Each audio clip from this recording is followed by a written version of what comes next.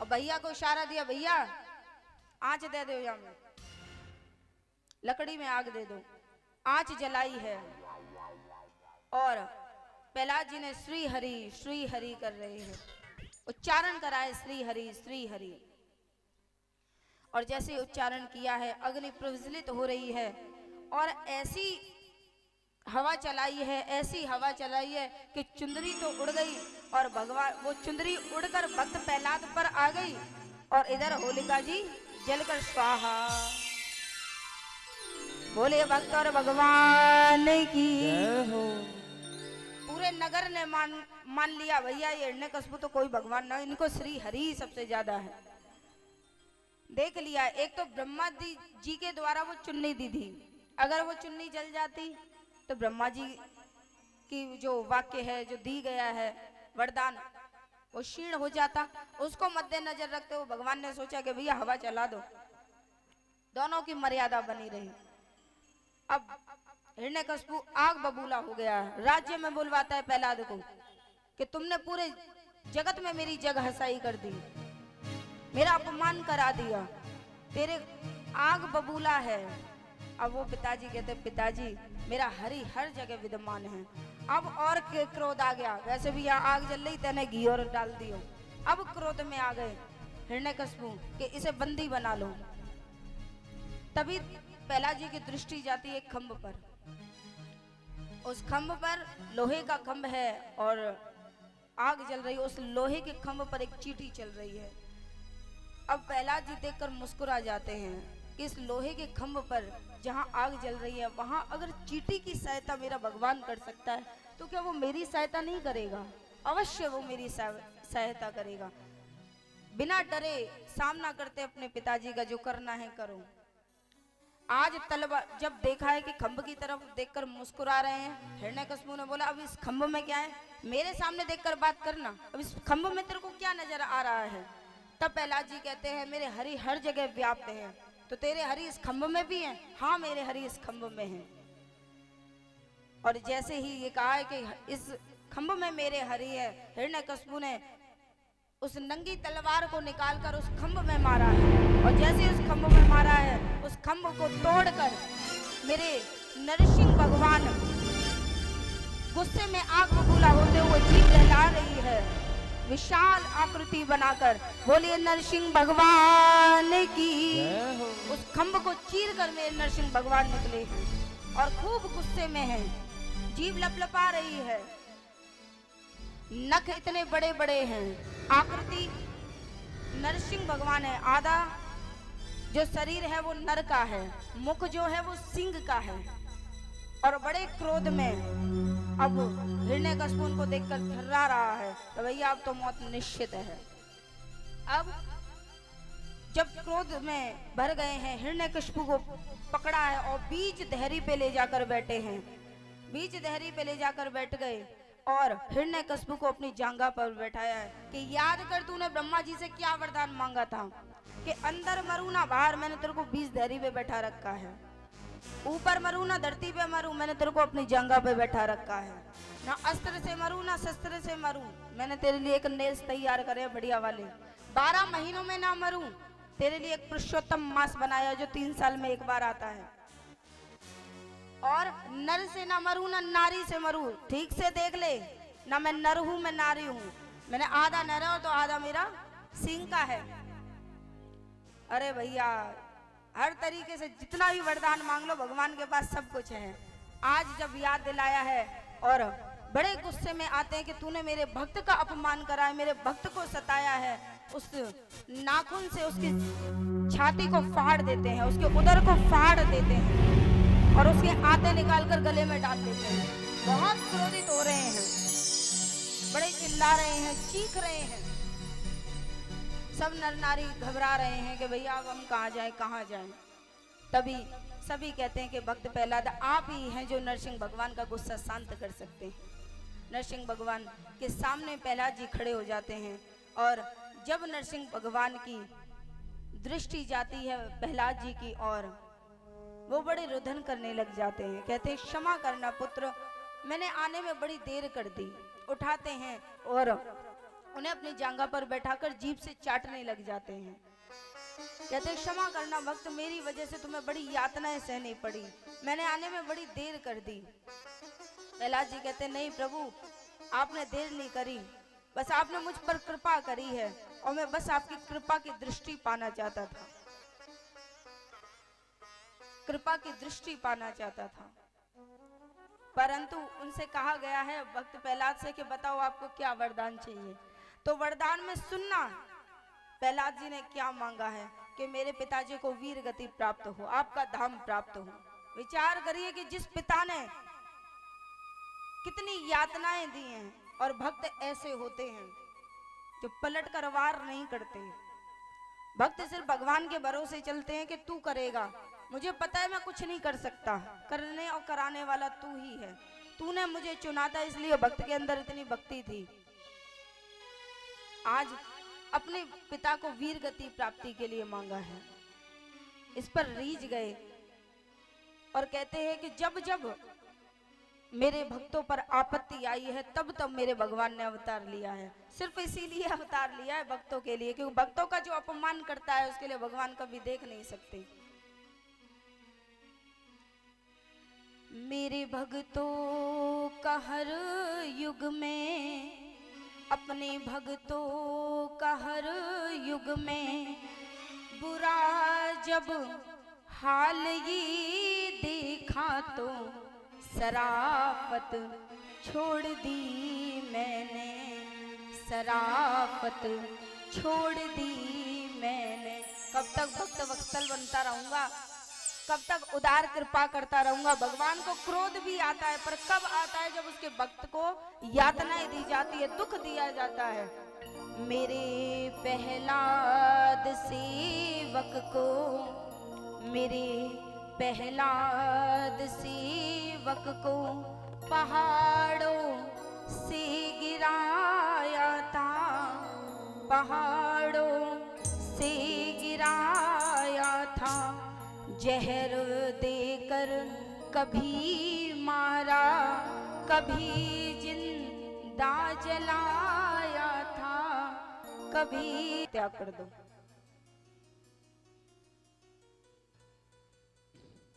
आज भक्त प्रहलाद को मेरे प्रभु ने वरदान दिया है कि 1000 वर्षों तक आप राज्य करेंगे, 36,000 वर्षों तक उनको राज्य करने का वरदान दिया है। हमें मरना थोड़ी ना है, अब दूर से खड़े हैं, कुछ नहीं कर पा रहे, अब संकट में छोड़कर चले और गए।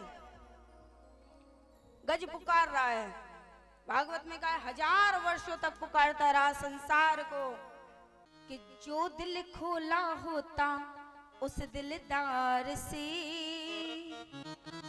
तो खुलवाना ना पड़ता फिर औजार से।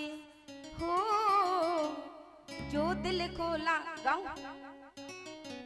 गाने से समझ में आ जाएगा तुम्हारे, आ जाएगा। अब ये बोलो कि पहले हम समझ जाएंगे जो आप कह रहे हो, कहो पहले, आपके समझ में आएगी ये बात।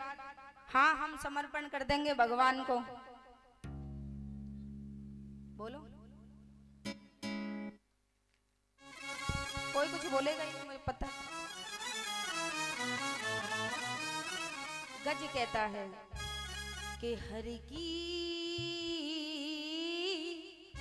अंत समय याद आई। कब याद आ रही है? जब मुझे संकट ने घेर लिया। आज मुझे अंत में याद आ रही है हरि की अंत समय याद आई। हरि की अंत समय याद आई।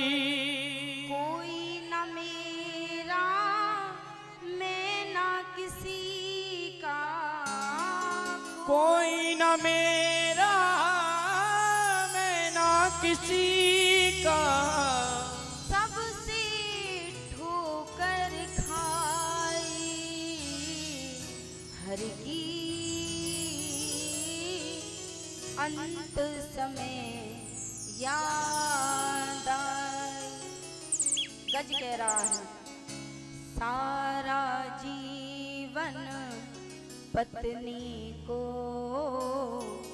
अपने गले लगाया हो। सारा जीवन पत्नी को अपने गले लगाया। बेटों की खातिर तूने अपना सारा जीवन बिताया हो। बेटों की खातिर तूने अपना सारा जीवन बिताया। छोड़ चले गए बीच भंवर में। छोड़ चले गए बीच भंवर में। देख दया ना आई हर की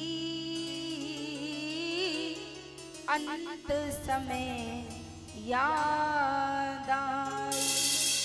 गज कह रहा है कि भैया सारा जीवन मैंने अपनी पत्नी को गले से लगा कर रखा।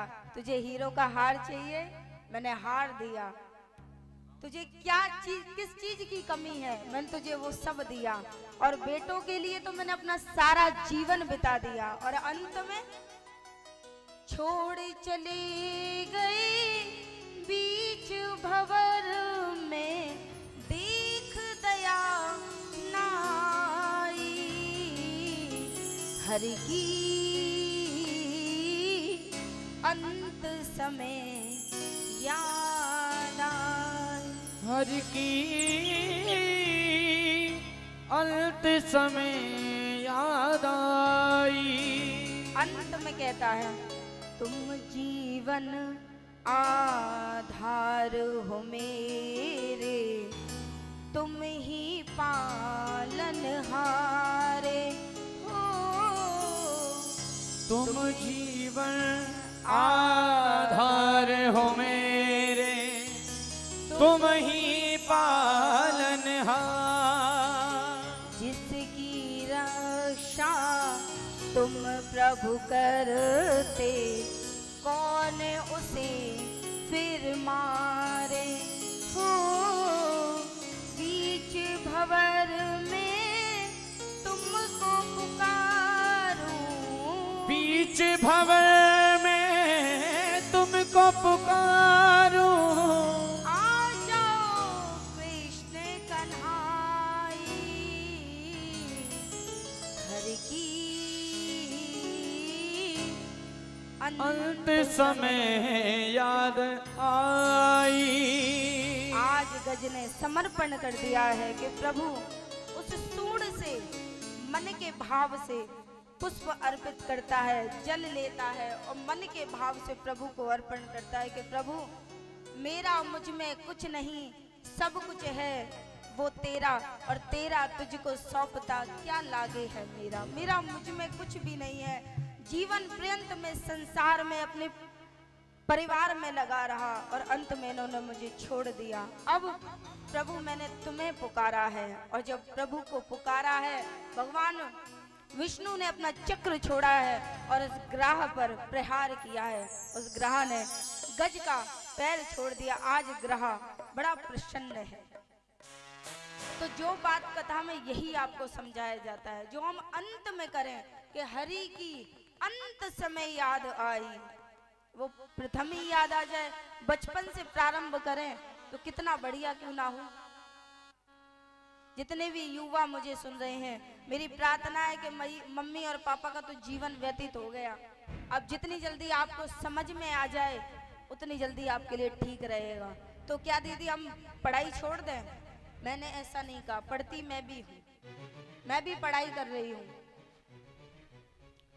कल ही मेरा दूसरी क्लास में दाखिला हुआ है, क्योंकि दूसरी पार कर तीसरी में हुआ है मेरा भी दाखिला, क्योंकि पढ़ना भी जरूरी है, वरना लोग कह देंगे अनपढ़ गवारों का काम है कथा करना। तो भैया बोल देते हैं भैया साधु, अगर किसी को पढ़ना लिखना ना हो तो साधु संत बन जाओ, बहुत से लोग बोलते हैं। तो भैया मैंने सोचा कहीं जग के ताने ना मिले, तो तीसरी कक्षा में मेरा एडमिशन हुआ, मैं भी इंग्लिश बोलूंगी बहुत बढ़िया वाली। तो भैया प्रार्थना यही है कि भगवान जब आप पढ़ने के लिए जाएं, सुबह जो भी बालक सूर्य भगवान को जल देगा उसको यश कीर्ति मिलेगी। सूर्य भगवान को जल अवश्य दें, नहाने के बाद सूर्य भगवान को जल अवश्य दें। कभी कभी हो जाता है, कभी लेट हो जाते हैं, तो जितने बजे भी, जब तक मुंह में पानी ना डालें, जब तक सूर्य भगवान को जल ना दे दे, चाहे 2 ही क्यों ना बज रहे हो। पर प्रयास यही करना कि 7 बजे से पहले पहले दे दो सूर्य को जल, प्रयास यही करना। और ललाट पर, ललाट मतलब माथा, मस्तक, कोई चंदन लगा के नहीं आया, कोई बात नहीं मानता भैया, कोई बात नहीं मानता। जबकि मैंने बताया था कि कथा के नियम यही हैं। और किसी को कंठी लेनी हो तो हमारे भैया वहाँ स्टॉल पे बैठे हैं, किसी के ठाकुर जी ऐसे ही बैठे हों, एक ही पोशाक है, ब्रज नहीं जा पा रहे हो तो वहां पर पोशाक भी है, कंठी है, तुलसी की कंठी चाहिए तो तुलसी की कंठी। अब बोलेगा भैया इसके नियम होते हैं। देखो वैसे तो आप प्याज लहसुन का दुरुपयोग करो, अभी आप समझ में आएंगे ये प्याज लहसुन की उत्पत्ति कहाँ से हुई है, अभी आप समझोगे इसी कथा में आगे कि इसकी उत्पत्ति कहाँ से हुई है। आप खुद ब खुद छोड़ दोगे, और अगर ना छूटे तो कोई बात नहीं, क्योंकि जब जब आप स्नान करते हैं तब तब वो पवित्र होती है। आपके कंठ में तुलसी रहती है और तुलसी से होकर वो जल नीचे जाता है तो पूरा आपका शरीर कृष्णमय हो जाता है। इसलिए तुलसी अवश्य धारण करें। कभी कभी क्या होता है, हम भी बाहर रहते हैं भैया, कभी कभी हम भी बाहर रहते हैं, पर यह है कि प्याज लहसुन का परित्याग करना हमें पड़ता है। पर अगर तुम्हारी जीव है भैया, मांग रही है स्वाद, ये नहीं छूटना चाहिए। स्वाद हम भगवान जोड़ देंगे, पर प्याज लहसुन भैया स्वाद कैसे जोड़े। अभी तो मानव शरीर मिला है, पता नहीं कौन सा शरीर मिल जाए दोबारा, क्या पता चाट पकौड़ी खा सकते हैं। देखो परित्याग कर सकते हैं, वरना अगर कोई ऐसी कोई ज्यादा इंपॉर्टेंस नहीं है, कलयुग में केवल नाम भगवान का अवश्य लें। परंतु हिंदू की पहचान, एक पतिव्रता स्त्री की पहचान कैसे होती है? सुहागिन की पहचान क्या है? मांग में सिंदूर, माथे पे बिंदी और गले में मंगलसूत्र, पहचान यही है। तो एक भक्त की पहचान क्या होगी? माथे पर तिलक, गले में कंठी, हाथ में मौली। मौली मतलब कलावा। तो ये एक भक्त की पहचान है। अब भैया भक्त कौन बनना चाहता है? तो हिंदू तो हो, सनातन धर्म में ही हो, तो उसके लिए कर लो। मेरे तो पता है मैं पढ़ क्यों नहीं पाई, इसलिए क्योंकि मुझे माथे पे से चंदन और गले में से कंठी नहीं उतारनी थी। तो प्रिंसिपल और टीचर बोलते थे ये उतारो, मैंने बोला स्कूल छोड़ दूंगी, मैं नाम काट दो मेरा, कोई दिक्कत नहीं है, पर ये चीज नहीं छोड़ूंगी। 5 स्कूल बदले हैं मैंने इस चक्कर में। वैसे अब तो बहुत हो गया, अब नहीं ऐसा होता कि आप चंदन लगा के जाओ तो आपको क्लास में नहीं बैठने देंगे। अब तो बहुत है कि भैया खुद ही तो ललाट पर चंदन अवश्य लगाएं। अभी नहीं कि कथा में ही आ रहे हो, वैसे भी लगाएं। तो आगे सुखदेव जी महाराज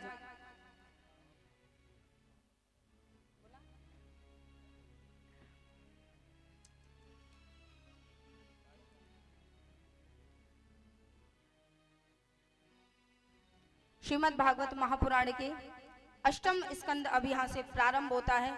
अष्टम स्कंद में एक बार दुर्वासा ऋषि बाबा भोलेनाथ से मिलने के लिए जाते हैं।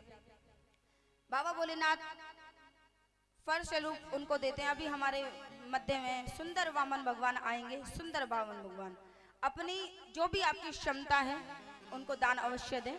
तो कुछ थोड़ी सी और कथा है जो आप उसको सुने, फिर कल हमारे ठाकुर जी आएंगे। तो भैया दुर्वासा ऋषि को फल स्वरूप में एक माला भेंट करी है, सुंदर माला है। लेकर दुर्वासा ऋषि आते हैं और इंद्र को देखते हैं। प्रसन्नता पूर्वक वही माला जो शिवजी से प्राप्त है इंद्र को देते हैं। इंद्र क्या करते हैं? अभिमान में चूर, भैया मैं तो देवताओं का राजा हूँ, इंद्र हूँ मैं। उस माला को लेकर ऐरावत हाथी पे डाल देते हैं। ऐरावत हाथी जानवर तो है ही भैया, अपनी नारे हिला के गर्दन को हिलाकर वो माला नीचे गिर जाती है और वो उस पे पग रख देता है। दुर्वासा ऋषि क्रोधित वाले हैं, उन्हें ये अपना अपमान समझते हैं कि शिव की माला का अपमान कर दिया, इंद्र मद में चूर है, क्योंकि भैया खुश हो जाए गर सांवरा हर ठाट देता है, पर ज्यादा उड़ने वालों के पर वो काट देता है। जो इंद्र जो ज्यादा मचल रहा है ना, उसने अपमान कर दिया शिव की उस माला का। ध्रुवाचार्य ऋषि को बड़ा क्रोध आया, अंजलि जल लिया अंजलि में और तुरंत श्राप दे दिया कि तुम जिस लक्ष्मी में जिस माया में चूर हो वो तुमसे सब चली जाएगी, स्वर्ग से सारी माया लुप्त हो जाएगी, लक्ष्मी माता चली जाएंगी। भैया लक्ष्मी माता लुप्त हो गई, लक्ष्मी मैया लुप्त होकर सीधे समुद्र में चली गई। अब चारों ओर अंधकार हो गया, सारे जितने सोने जवाहरात पहने सब लुप्त हो गए, क्योंकि लक्ष्मी मैया से ही तो उत्पन्न है ये सब। जब पता चली देवताओं को, तीनों देवताओं को, तो भैया तीनों देवताओं ने मंद घृणा करी कि क्या करना चाहिए, समुद्र में चली गई है लक्ष्मी मैया और सब देवताओं की जो शक्ति है वो क्षीण हो गई है, तो क्या करना चाहिए, क्षीण हो गई है तो समुद्र मंथन करना चाहिए। समुद्र मंथन किस किसने किया है, दैत्य ने, और दैत्य के जो प्रमुख हैं वो है राजा बलि, और देवताओं के जो प्रमुख हैं वो है इंद्र। मंत्राचल पर्वत को रखा गया है और जो रस्सी का प्रयोग है वो कौन है, शेषनाग, और जो मुख की तरफ है वो है दैत्य, पूंछ की तरफ है वो है देवता। समुद्र मंथन किया जा रहा है कि उसमें से अमृत का कलश निकले, कि देवताओं की जो क्षीण हो गई है शक्ति वो शक्ति प्राप्त होगी, इसमें अमृत मिलेगा, जो अमृत पिएगा वो अजर अमर अविनाशी हो जाएगा और इसी में से ही लक्ष्मी माता की प्राप्ति होगी। अब समुद्र मंथन करना प्रारंभ किया है। सर्वप्रथम हलाहल विष निकला है और जैसे ही हलाहल विष निकला है सब दूर हो गए, भैया अब इसको कौन पिएगा, नहीं तो सब मर जाएंगे।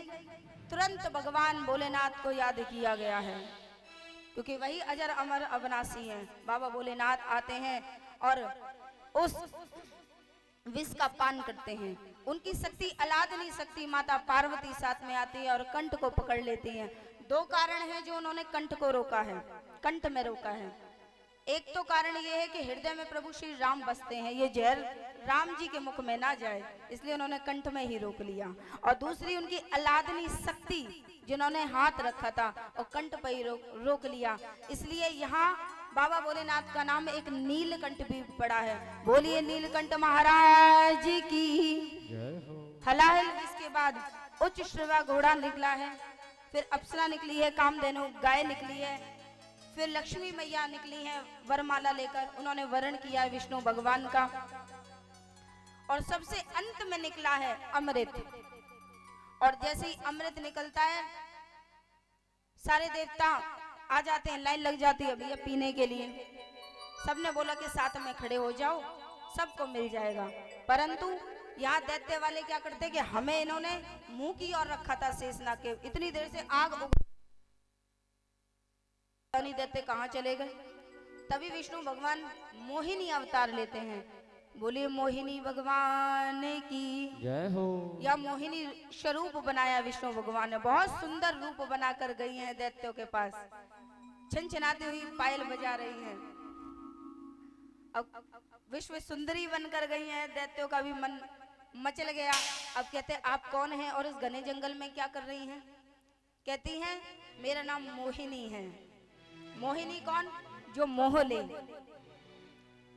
तो भैया उन्होंने बोला कि ये आपके हाथ में क्या है, तो उन्होंने बोला ये अमृत भरा हुआ कलश है और इसे पीने वाले दो हैं।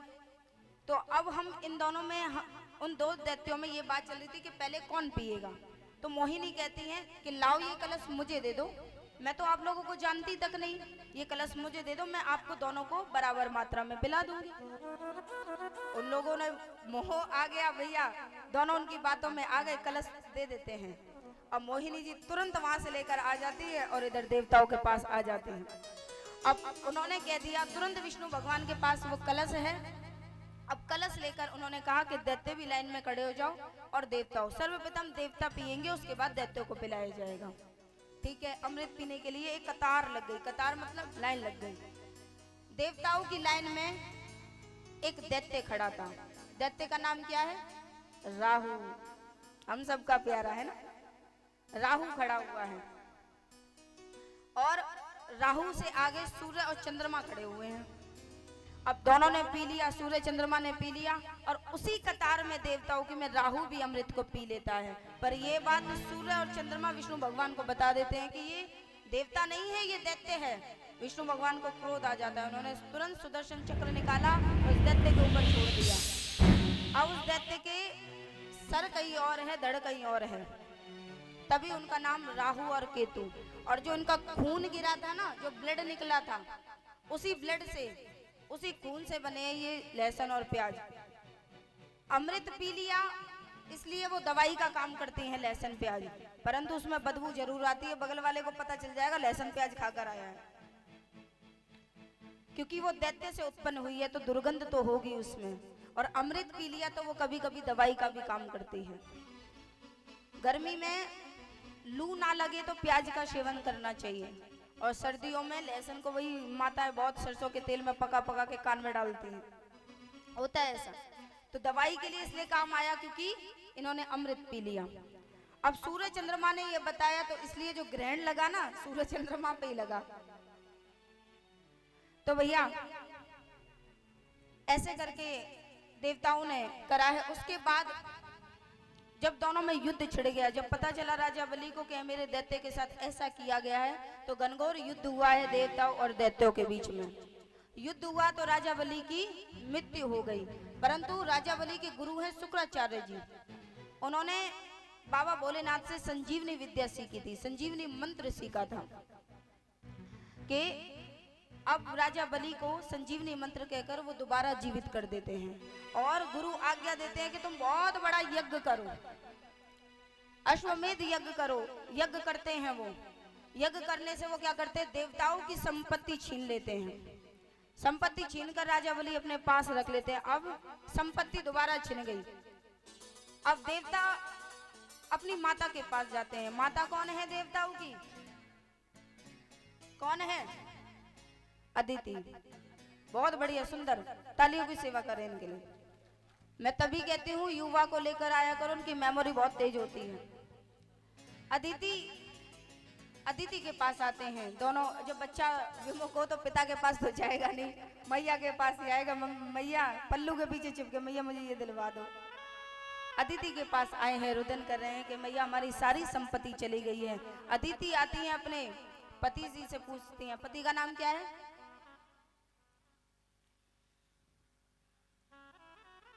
कश्यप तो नहीं है कहीं, कश्यप तो नहीं है कहीं, गलती से कश्यप हो।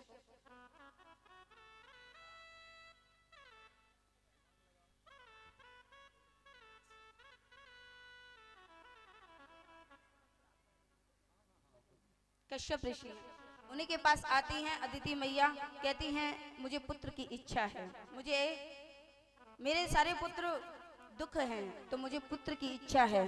तो वो कहते हैं कि तुम्हें प्रियोव्रत रखना पड़ेगा। प्रियोव्रत कौन सा व्रत है, जिसमें सिर्फ फल पर रहना पड़ता है। 3 पुत्र की प्राप्ति के लिए ये व्रत रखा जाता है, फलाहार रखा जाता है, दिन में 3 बार स्नान करना पड़ता है।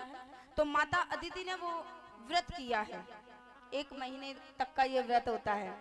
तब अदिति माता ने इस व्रत को रखा है, और इस व्रत को रखने से उनके यहाँ बहुत सुंदर बालक प्रकट होते हैं। और वो विष्णु रूप, विष्णु अवतारी वामन देव का प्राकट्य हुआ है। बोलिए वामन देव भगवान की जय हो। वामन देव का जो जन्म हुआ है, कारण क्या है, राजा बलि से संपत्ति लेकर आने के लिए। आज वामन जी चले हैं, राजा बलि के यहाँ यज्ञ होता है, क्योंकि क्षत्रियों का जो भी ब्राह्मण उसके पास आए वो दान अवश्य देगा। गृहस्थियों का नियम यही है कि कोई भी हमारे द्वार पे आए वो भूखा ना जाए। गृहस्थियों का नियम है, चाहे अपने भले ही अपने पास रोटी ना हो पर उसे कैसे भी दो। आज ब्राह्मण आए हैं कमंडल लेकर हमारे मध्य में, वामन देव जी आ रहे हैं राजा बलि के पास। बोलिए वामन देव भगवान की जय हो। सुंदर सा रूप बनाकर आ रहे हैं। सभी से प्रार्थना है, सभी एक भी कोई भी ऐसा ना आए, बलि राजा के द्वारे आए। हरि वामन का भेष बनाए, बलि राजा के द्वारे आए। हरि वामन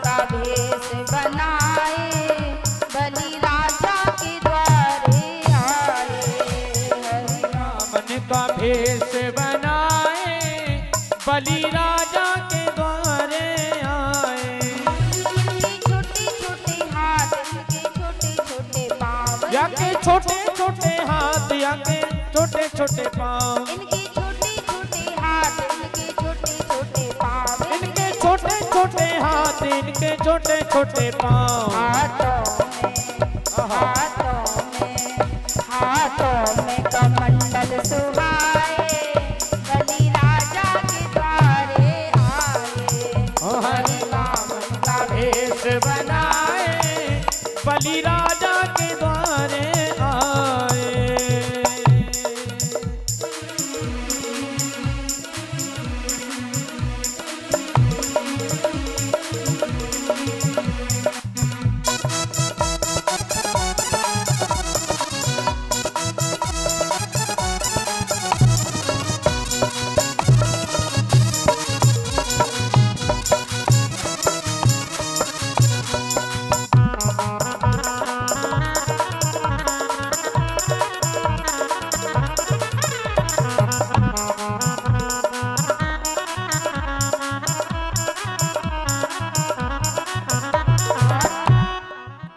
कांधे झोली धरी गले माला पड़ी, कांधे झोली धरी गले माला पड़ी, कांधे झोली धरी गले माला पड़ी, कांधे झोली धरी गले माला पड़ी। ब्रह्मचारी का ब्रह्मचारी का ब्रह्मचारी का भेष बनाए, बलि राजा के द्वारे आए। ओ ब्रह्मचारी का भेष बनाए, बलि राजा के द्वारे आए।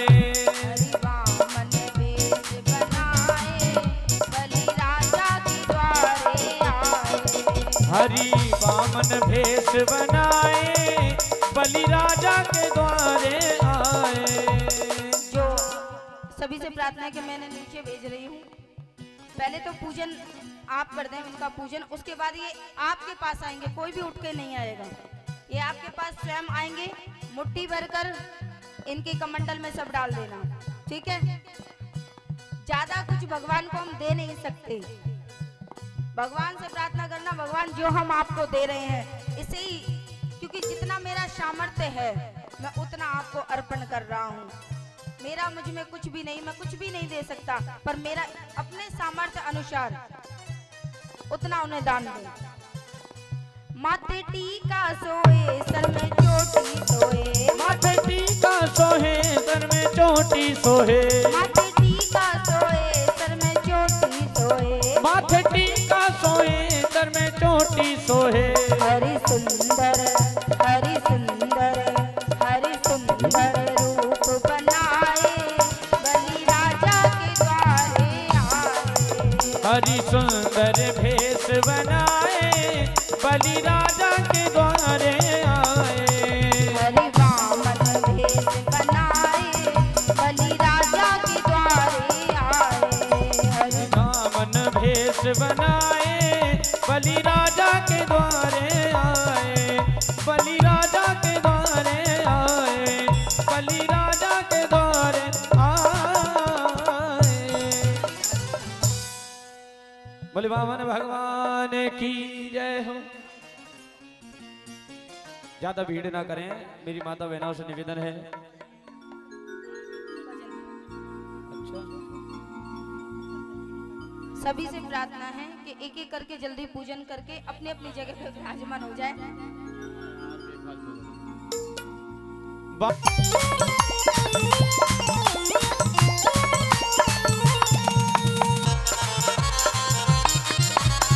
बामन अंगुल भेष बनायो, राजा को मान बढ़ायो। अरे माथे चंदन लीनो धार पधारे, राजा बल के द्वार। बामन बन आए कृष्ण मुरार पधारे, राजा बल के द्वार।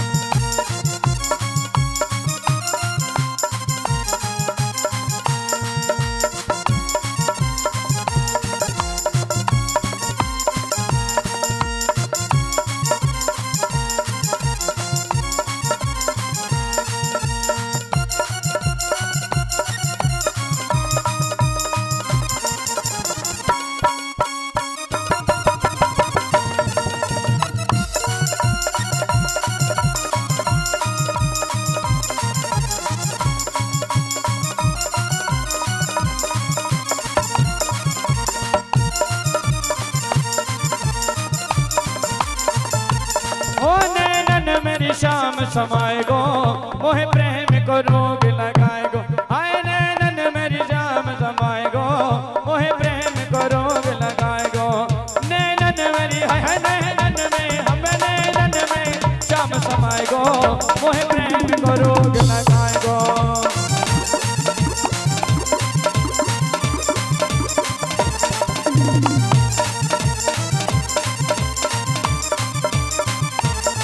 मरी जाऊंगी शाम तेरी अधेरन पे, मिट्टी जाऊंगी कन्हैया तेरी मटकन पे। मरी जाऊंगी कन्हैया तेरी अधेरन पे, मिट्टी जाऊंगी कन्हैया तेरी मटकन पे। वो तो मल्दे मल्दे वो तो मल्दे मल्दे वो तो मल्दे मल्दे मुस्काए गो मोहे प्रेम को रोग लगाए। हाय नैनन मेरी जाम समाए गो मोहे प्रेम को रोग लगाए गो।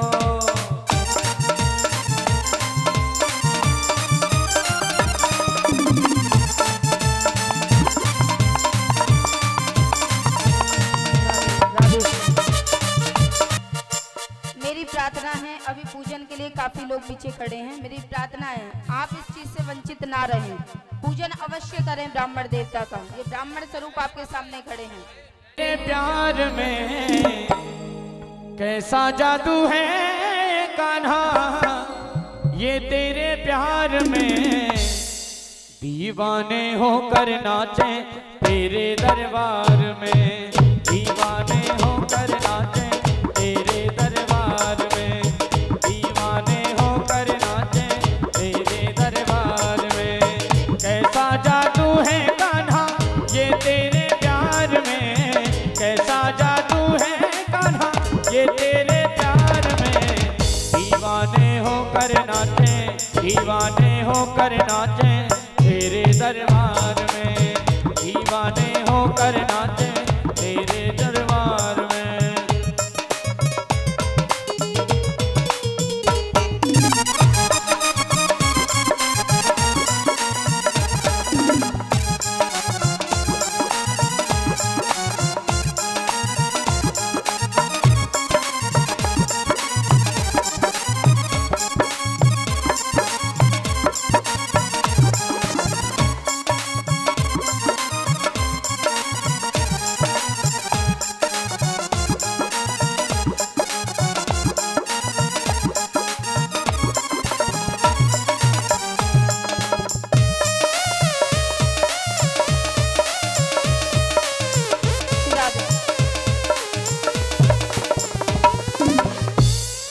से मेरी प्रार्थना है, देखो इतना सुंदर भैया गा रहे हैं भजन और आपके पैर ना थिरक रहे। क्या करोगी जीवन में, क्या करोगी? देखेंगी ऐसी जैसे देख रही का। आज इसे प्रैक्टिस कर लो, कल से चोरी करने वाला चोर आ जाएगा हमारे। एक बात का ध्यान रखो, अपनी वस्तु की चिंता खुद करो। कल ये माता जी खड़ी हैं, आरती कर रही थी, इनके गले की किसी ने चैन ले ली है। अभी तक ठाकुर जी आई नहीं है, चोरी करना प्रारंभ पहले कर दिया। अब ये ठाकुर जी का देखो भैया, शराफत से अगर तुम अपनी रख जाओगे कोई बात नहीं, मध्य रात्रि में या कभी भी यहाँ आकर रख जाओ। देखो ऐसे नहीं करते हैं, ये बहुत गलत बात है, ऐसा नहीं करना चाहिए। इतने सुंदर आयोजन में आप ऐसे कार्य करने आ रहे हैं, ये बहुत गलत है। और चैन भी बड़ी हैवी है, देखो भैया कैसे कैसे पूंजी जोड़कर व्यक्ति बनाता है, और आप तो कुछ नहीं बस 5 मिनट में और करके चले गए। ये बहुत गलत है। ठाकुर जी ने आपको देखा है, वो फलेगी नहीं। जैसा कि मैंने बताया उसमें कलयुग का वास हो जाएगा। आप कुछ ना कुछ गलत करेंगे। जिसने भी ऐसा कार्य किया है या जिसने भी करते हुए देखा है, पता है कि उसने करा है, तो उसको जाकर ये समझा देना कि भैया तेरा कहीं भी कहीं ठिकाना नहीं होगा, फिर तूने जो किया है वो गलत है। एक वृद्ध माता के हृदय में से जो एक वाक्य निकलेंगे ना कटु, तो वो आपको कोई नहीं बचा पाएगा उन वाक्यों से। तो इसलिए ये गलत है, और भगवान के प्रांगण में आपने ये कार्य किया, ये बहुत गलत है। तो दोबारा ऐसे कोई कार्य ना करें। और माता से भी विनती है कि कोई ऐसी अमूल्य वस्तु पहन के ना आए, और आती हैं तो आप अपने लड़ गए हम बहने ना लड़ गए, हाजी ने ना लड़ गए हम बहने ना लड़ गए, हाजी ने ना लड़ गए हम बहने ना लड़ गए, हाजी ने ना लड़ गए हम बहने ना लड़ गए, नैना लड़ गए श्याम सलोने से, नैना लड़ गए, नैना लड़ गए श्याम सलोने से, नैना लड़ गए। फकीर हरिलाल की सभी तालियों की सेवा करते हुए, मस्ती में झूमते हुए।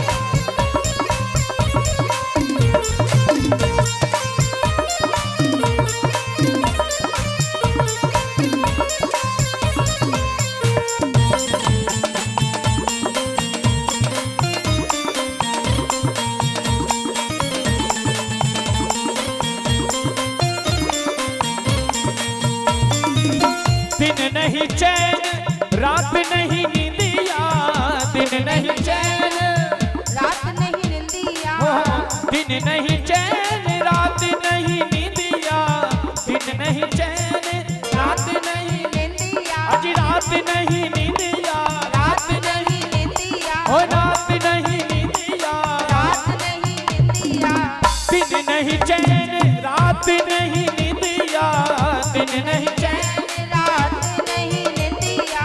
अरे नई प्रीत के होने से लाला, नई प्रीत के होने से हो नैना लड़ गए, हाय नैना लड़ गए श्याम सलोने से, नैना लड़ गए, लड़ गए श्याम सलोने से, नैना लड़ गए।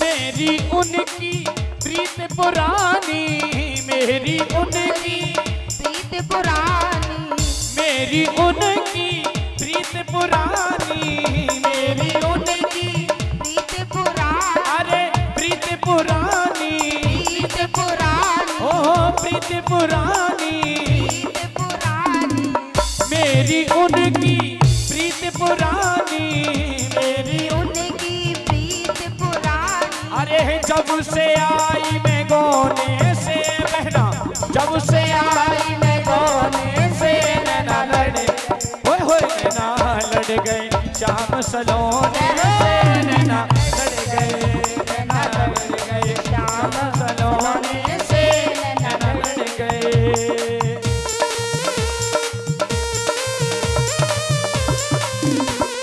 फकीर हरिलाल की जय हो।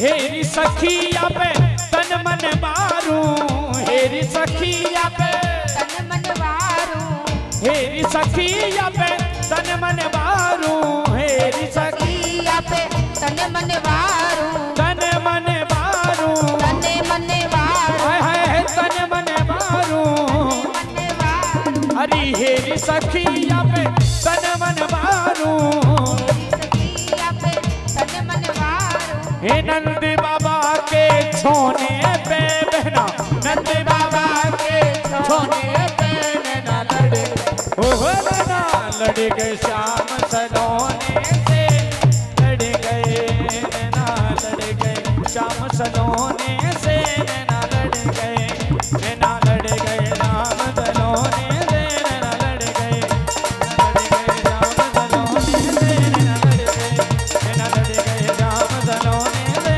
नैना लड़ गए, नैना लड़ गए राम सलोने से, नैना लड़ गए, नैना लड़ गए राम सलोने से, नैना लड़ गए जी। होगी महाआरती और कहते हैं कि 7वें दिन अगर कोई पूरे दिन में 6 दिन में नहीं आ पाता और 7वें दिन अगर कथा सुनता है तो उसे पूरे 7 दिन की कथा का लाभ मिलता है। तो भैया अब ये नहीं कि कल से देखो ही मत, 7वें दिन देखो, ऐसा भी नहीं करना। महाआरती होगी 7वें दिन तो अभी फिलहाल के लिए दोनों हाथ ऊपर कर कर 1 सेकंड के लिए खड़ा करवा रही हूँ, ये नहीं कि अपने अपने नीचे कर लो। दोनों हाथ उठाकर तालियों की सेवा करते हुए अगर सच में राधा रानी के हो गए हो तो हम हाथ उठा कर कहते हैं हम हो गए राधा रानी के। हम हाथ उठा कर कहते हैं हम हो गए राधा रानी के। हम हाथ उठा कर कहते हैं हम हो गए राधा रानी के। हम हाथ उठा कर कहते हैं हम हो गए राधा रानी के। हम हो गए राधा रानी के। हम हो गए राधा रानी के। हम थे भी राधा रानी के। हम थे भी राधा रानी के। हम रहेंगे राधा रानी के। हम रहेंगे राधा रानी के। हम कूद कूद कर सुन पा रहे हैं कि आप? चली गई, इतनी जोर आवाज आ रही है। हम कूद कूद कर, कूद रहे हो आप? कूद रहे हो? हम कूद कूद कर कहते हैं हम हो गए राधा रानी के। हम कूद कूद कर कहते हैं हम हो गए राधा रानी के। बचपन में लंगड़ी लंगड़ी किसने खेला है? खेला है ना लंगड़ी लंगड़ी, उसमें कूदा करते थे, वैसे ही कूदो। सारी शर्म हटा दो, भगवान के आगे भी शर्म करोगे ना तो कुछ नहीं मिलेगा जीवन में। पल्ला डाल लो बड़ा बड़ा और कूदना शुरू कर दो। हम कूद कूद कर कहते हैं हम हो गए राधा रानी के। हम कूद कूद कर कहते हैं हम हो गए राधा रानी के। हम हो गए राधा रानी के। हम हो गए राधा रानी के। हम रहेंगे राधा रानी के। हम रहेंगे राधा रानी के। हम रहेंगे बाकी बिहारी के। हम रहेंगे बाकी बिहारी के। हम चीख चीख कर कहते हैं हम हो गए राधा रानी के। हम चीख बीत कर कहते हैं हम हो गए राधा रानी के। बोले राधा रानी। विश्वास मानना, हनुमान जी महाराज आपके घर में अवश्य एक पहर का पहरा अवश्य देंगे। उस घर में संकट कभी नहीं मंडरा सकता जो हनुमान जी महाराज का पहरा हो। ध्यान रखना, दोनों हाथ उठाकर लहराते हुए लहर लहर लहरायो रे झंडा बजरंग बली का। लहर लहर लहरायो रे झंडा बजरंग बली का। लहर लहर लहरायो रे झंडा बजरंग बली का। लहर लहर लहरायो रे झंडा बजरंग बली का। बजरंग बली का मेरे बजरंग बली का। बजरंग बली का मेरे बजरंग बली का। बजरंग बली का मेरे बजरंग बली का। बजरंग बली का मेरे बजरंग बली का।